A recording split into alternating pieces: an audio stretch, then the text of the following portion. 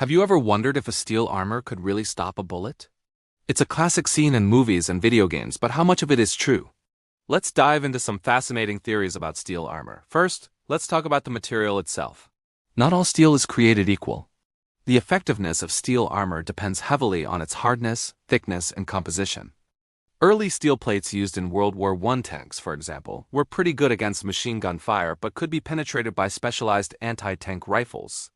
So the first theory is, it's all about the quality of the steel.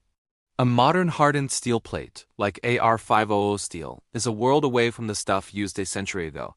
Now, what about the bullet? The type of ammunition is just as important. A standard lead-core bullet from a handgun might flatten against a decent steel plate, transferring its energy without penetrating. But an armor-piercing round is a different story. These often have a hardened steel or tungsten core designed specifically to punch through armor. So our second theory is the matchup matters. It's a constant battle between armor technology and projectile technology.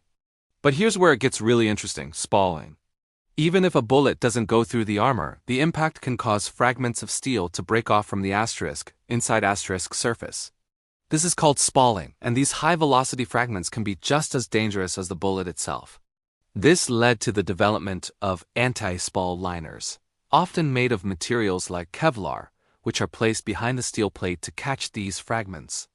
Another theory revolves around the angle of impact. An angled or sloped armor plate is much more effective than a flat one. Why? It increases the effective thickness of the armor the bullet has to travel through, and it also helps to deflect the round, causing it to glance off rather than penetrate directly. This principle was used brilliantly in tank designs like the Soviet T-34. So can steel armor stop a bullet?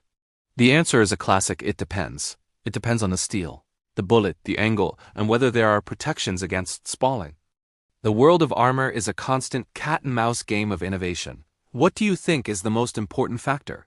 Let me know in the comments below. Thanks for watching, and don't forget to like and subscribe for more deep dives.